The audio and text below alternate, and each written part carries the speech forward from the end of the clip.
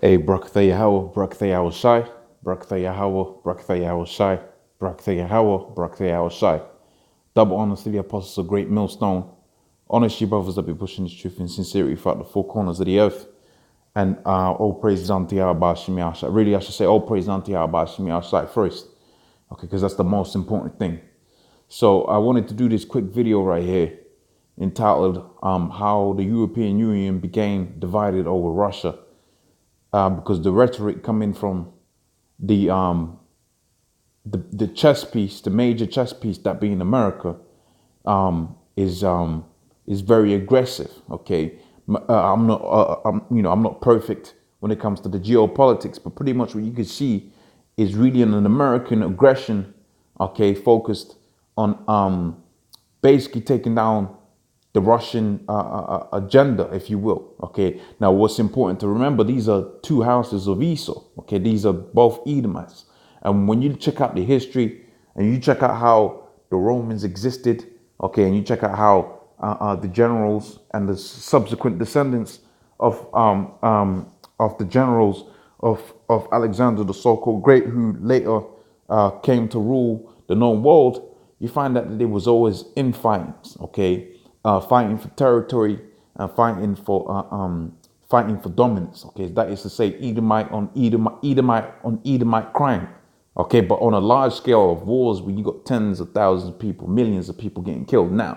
Okay, as a result, as a direct result between the conflict for territory and absolute rule between the different factions, okay, of Esau's family. Okay, so what you have now is nothing new, and I've done a video about that. Okay, going into the history, and then how I couple that with what was happening right now, and how it's basically the same thing that you had back in at the times of the Greeks and the Romans, how there was a lot of infighting. Okay, now you're seeing a direction, okay, towards what the scripture says, okay, and that the scripture is going to be fulfilled, that all of these different countries are going to turn around and hate the whole, man. Okay, when you read the scriptures like the book of Obadiah, okay, the book of Obadiah, the first chapter and the seventh verse, it says, all that men that confederacy have brought thee even to the border, them that were at peace with thee have deceived thee, okay, and prevailed against thee, and them that eat thy bread have laid a wound underneath thee. Okay, so pretty much, really, this is talking about the whole nation of Edom, okay, but principally America, because when you see the treaties that are out there within the world, whether even within the own facets and factors of Esau's household, okay, you pretty much see a divided opinion, and it's more negative towards America, because everybody's coming to the realization that America is not good for the for anybody's health, man. Okay, America is not good for anybody. Its existence, okay, is against life and nature. And when you read the scriptures like the book of Jeremiah, okay, the 51st chapter, you get to finding out the nations have gone mad, okay, this capitalistic, okay, life endangering, okay, a cycle that we've been pushed into as a result of having America as the spearhead and the standard by which people live. Okay, Jeremiah, the 51st chapter, and the first verse says, and the seventh verse says, Babylon hath been a golden cup in the Lord's hand, and that has made all the earth drunken.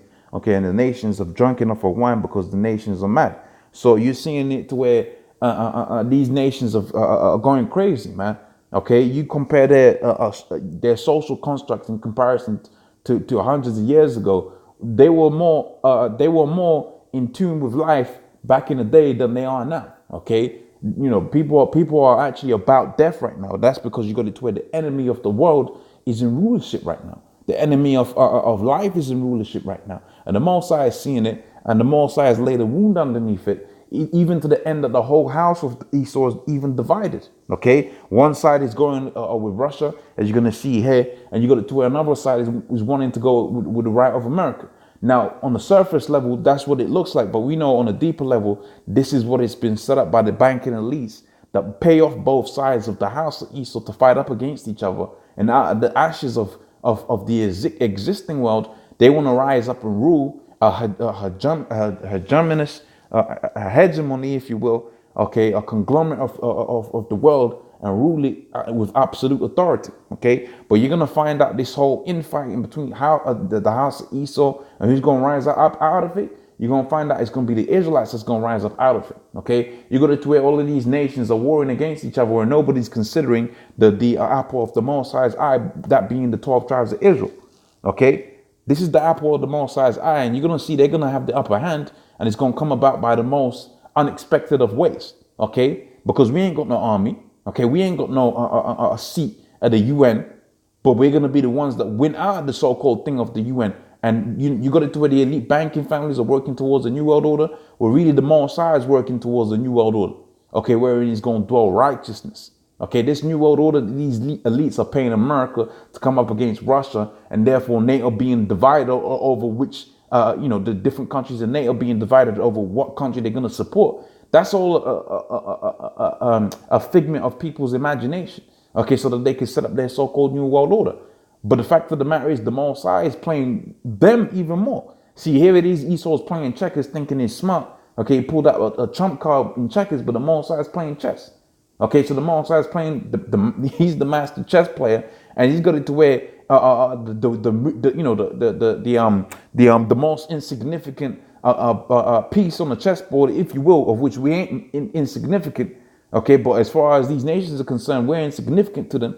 Okay, we're the pawn on the chessboard, if you will, and we're the ones that's gonna just completely wipe up, completely dominate that chessboard, man. Okay, the Most High is gonna hit you with that checkmate. Okay, I don't know how chess works, but the Most High is gonna hit you with that checkmate. Okay, which is gonna be the 12 tribes of Israel. Okay, now I want to get one more precept. Okay, before I move into this, so let me put clay in there, and then I want to go into the book of Daniel, and this is dealing with how Esau had his rulership right now. So within the book of Daniel, okay, maybe the second chapter. Okay. Yeah, here we go. So Daniel, the second chapter, and this is I want to start from I want to start from about the 32nd verse. Okay, it says, this image head, which was on fine gold, Babylon, okay, the original Babylon, his breastplate and arms of silver, which was the Medo-Persians, okay, and his thighs and his was brass, was that the Medo-Persians was taken up by the Greeks, which later became the Romans, okay, and thou sawest still, because this whole image that you're reading here is allegoric, or metaphorical, if you will, okay, or symbolic, if you will, okay, of the different empires that have ruled. Okay, decreasing in splendor, but increasing in strength to the point where we're in right now, where you got the most amount of strength, but the whole kingdom is all, it's some bits of good, but most of it is like a 7-Eleven bathroom. Okay, to quote the elders from Dallas. Okay, and it says, and thou sawest till the stone was cut out without hands. Okay, this is the great millstone. Okay. When you read these scriptures, man, and if these scriptures, the whole completion of the understanding of these scriptures doesn't make you smile, the whole full circle of how this thing is brought out doesn't make you smile, then maybe you should have you should leave this, man. Okay, because this is good news. You should be seeing how this picture has been intricately painted, and that should make you smile. That should make you happy, man.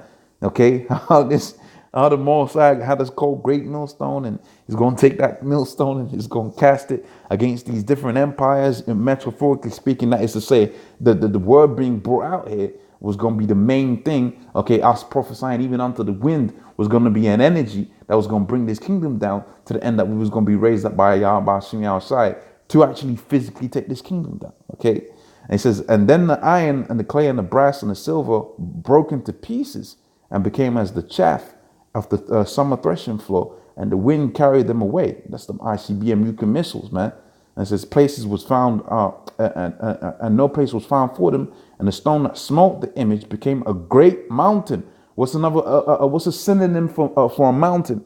Okay, the synonym for mountain is what? A government. Hence a summit. Okay, check it out.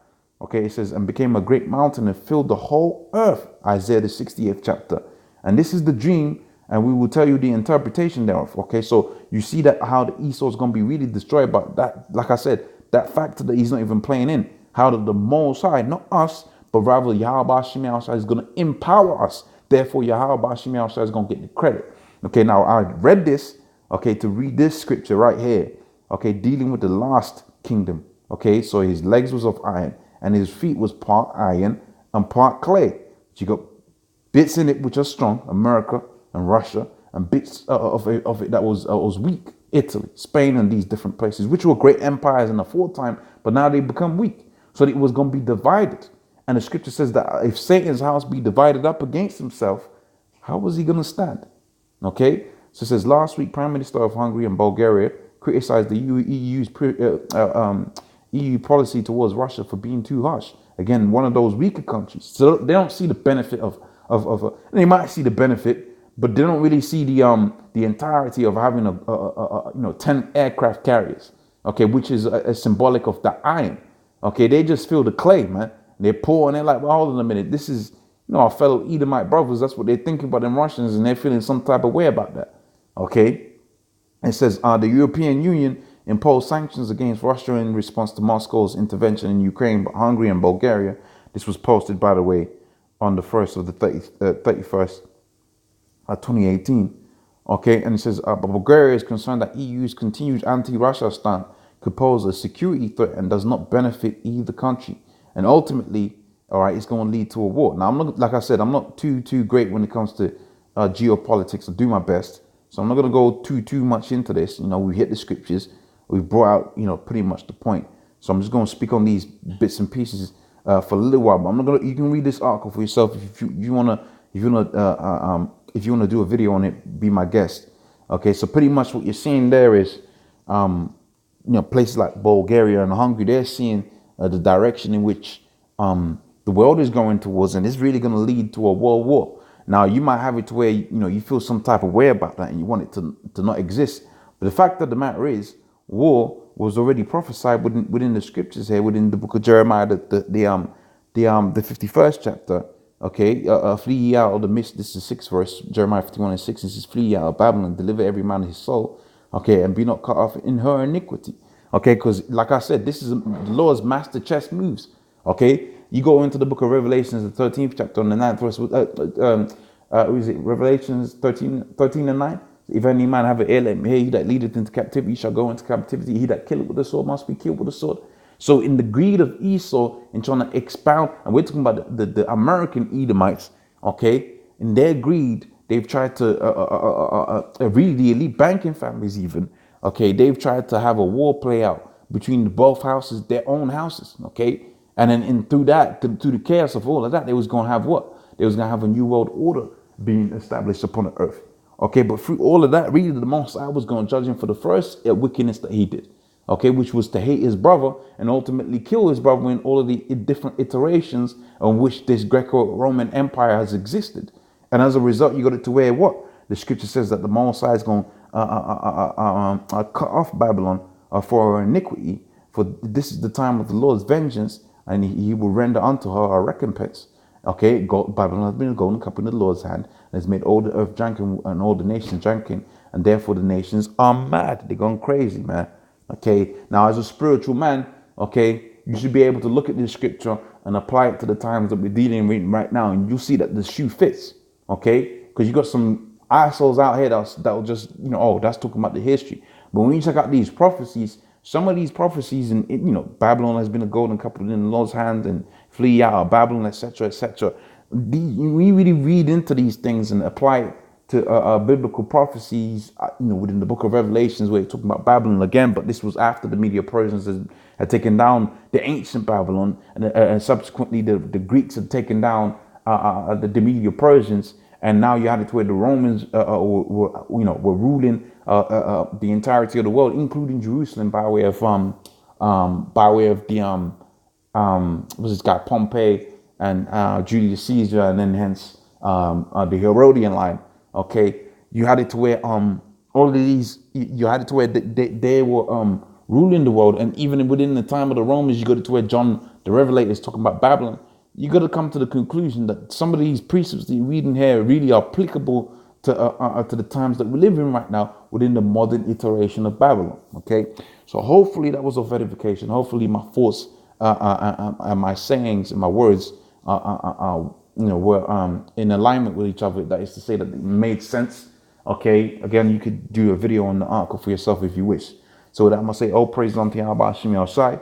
Double honors to the apostles of Great Millstone. On Shiba that be pushing this truth in sincerity. Shalom.